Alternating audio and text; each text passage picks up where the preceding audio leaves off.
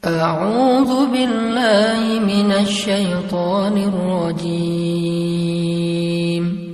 بسم الله الرحمن الرحيم Bismillahirrahmanirrahim. Assalamualaikum warahmatullahi wabarakatuh. Teman-teman yang dirahmati Allah Subhanahu wa taala, ada satu kisah yang luar biasa. Kisah ketika malaikat Jibril menangis. Teman-teman pernah dengar malaikat Jibril menangis?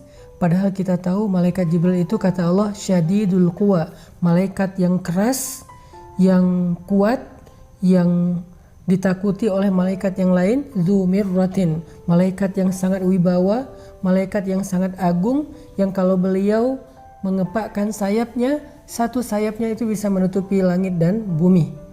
Dia memiliki 600 sayap, satu sayapnya aja bisa menutupi langit dan bumi, bisa menutupi cahaya matahari, satu sayap Jibril. Tapi malaikat sebesar ini ternyata pernah menangis. Satu hari Nabi mendapati Jibril sedang menangis, duduk di sebuah tempat, kemudian dia menangis, air matanya membasahi wajahnya. Kemudian Nabi bertanya kepada Jibril, "Wahai Jibril, ma yubki, kenapa engkau menangis?" Jibril kemudian menoleh ke arah Nabi dan mengatakan, "Ya Rasulullah, bagaimana saya tidak menangis? Sejak saya melihat neraka Allah, air mata saya selalu mengalir karena takut kepada Allah Subhanahu wa taala." Takut kepada Allah Subhanahu wa taala, takut akan azab api neraka. Sampai malaikat Jibril aja takut diazab api neraka. Semua kita berdoa dan berharap kepada Allah Subhanahu wa taala supaya termasuk di antara orang yang dijamin masuk surga dan dijamin terbebas dari api neraka. Karena jaminan Allah Subhanahu wa taala itu adalah jaminan yang paling kuat. Bahkan Allah Subhanahu wa taala menyebutnya di dalam Al-Qur'an dengan istilah urwatul wusqa, tali yang tidak mungkin terputus. Arti tali di sini adalah jaminan atau janji Allah Subhanahu wa taala. Sehingga siapapun yang mendapatkan jaminan utaqa'u minan nar, terbebas dari api neraka, berarti dia termasuk orang yang sangat beruntung. Gak ada yang lebih beruntung daripada itu. Karena ketika dijamin terbebas dari api neraka, berarti dia terjamin masuk surga. Soalnya di akhirat gak ada tempat kecuali dua. Kalau gak surga, berarti neraka. Sehingga siapapun yang terbebas dari api neraka, berarti tempatnya di surga. Atau sebaliknya, siapapun yang tertolak dari surga dan tidak mencium aroma surga, berarti dia tempatnya di neraka. Siapa orang yang dijamin terbebas dari api neraka menurut Al-Quran dan hadis? Banyak. Orang yang pertama, kalau kita baca di dalam hadis, adalah orang yang melaksanakan sholat subuh berjamaah. Kalau kondisinya sekarang harus social distancing, maka sholat subuh berjamaah kalau nggak bisa dilakukan di masjid, berarti melakukannya di rumah bersama dengan keluarga tepat waktu. Nabi SAW bersabda, siapa yang melakukan sholat subuh berjamaah di masjid, fahuwa fi zimmatillah, dia berada dalam jaminan Allah. Allah yang menjamin dia di dunia dan di akhirat. Sehingga sholat subuh berjamaah tepat waktu yang mungkin sedikit agak membuat kita harus bersusah payah, tapi ternyata balasan di sisi Allah jauh lebih besar. Sehingga kesusah payahan kita bangun subuh, kemudian berwudu dalam keadaan dingin, masih menahan ngantuk, itu akan terasa sangat murah dibandingkan dengan balasan yang Allah berikan kepada orang yang melakukannya. Maka dari itu, setiap malam sebelum kita tidur, coba teman-teman ingat-ingat kembali janji Nabi SAW tentang sholat subuh berjamaah, sehingga sebelum tidur kita udah berazam, kita berniat yang kuat, ya Allah besok saya pengen dapat jaminanmu. Sehingga kalau saya besok dalam 24 jam meninggal dunia, berarti Allah menjamin dia terbebas dari api neraka. Itu keren banget. Terbebas dari api neraka, terbebas dari sulitnya hisab, terbebas dari tergelincir di sirat, terbebas dari panasnya padang mahsyar, terbebas dari azab kubur, terbebas dari su'ul khatimah. Semua yang buruk-buruk akan Allah jamin dia terbebas darinya. Dan jaminan Allah itu gak hanya berlaku di akhirat, tapi juga berlaku di dunia. Artinya dia terbebas dari sifat munafik, dia terbebas dari kekufuran, dia terbebas dari musibah-musibah yang menimpanya hari itu. Sehingga siapapun yang pengen dapat jaminan fahuwa fi zimmatillah, dijamin, dilindungi oleh Allah Subhanahu wa taala, dan yang paling besar adalah dijamin dan dilindungi terbebas dari api neraka, maka sholat subuhlah berjamaah. Walaupun agak berat. Mungkin kita ngerasa subuh berjamaah itu sesuatu yang luar biasa, berat banget, males banget, susah buka mata, dingin-dingin harus ke masjid. Tapi kalau kita bayangin ganjaran atau balasan yang Allah sediakan di balik ibadah itu, ternyata apa yang kita lakukan itu walaupun berat sangat murah dibandingkan dengan balasan di sisi Allah. Mau dapat jaminan 1 hari besok, sholat subuh berjamaah. Niatkan sebelum tidur. Yang kedua, orang yang dijamin terbebas dari api neraka adalah orang-orang yang melaksanakan ibadah Ramadan dengan maksimal.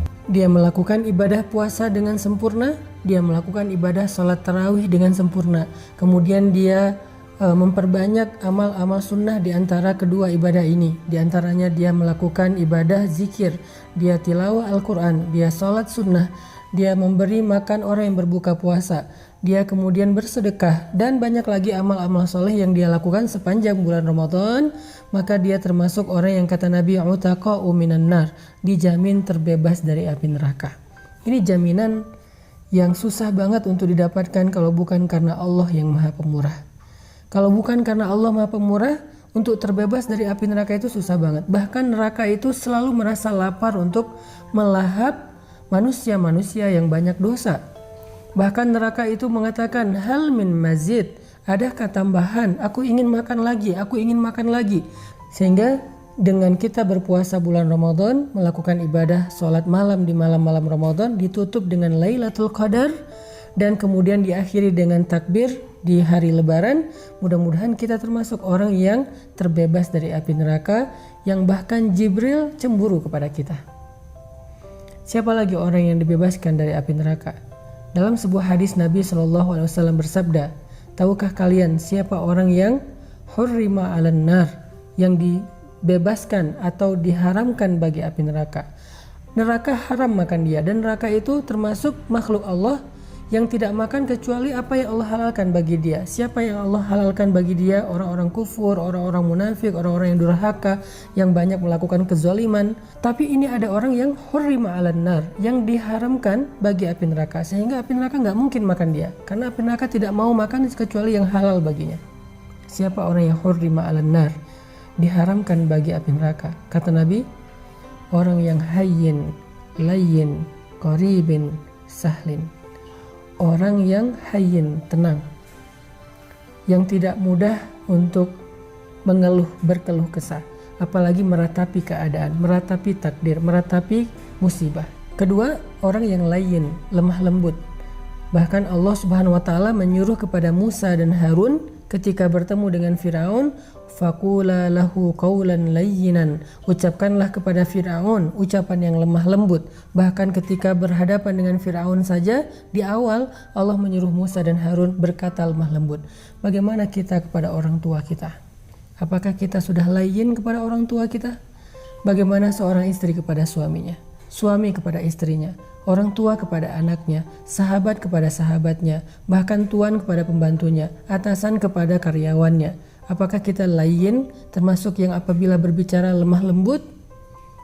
Kalau kita termasuk orang yang bisa menjaga akhlak, tetap layyin, terutama kepada orang-orang yang harus kita bersikap baik kepadanya, seperti guru kita, ulama kita, pemimpin kita, orang tua kita di rumah nomor 1, pasangan kita, suami atau istri kita. Kalau kita bisa jaga terus dalam keadaan layyin, sampai kalau ditanya oleh seseorang kepada mereka, wahai fulana, bagaimana pendapatmu tentang suami kamu?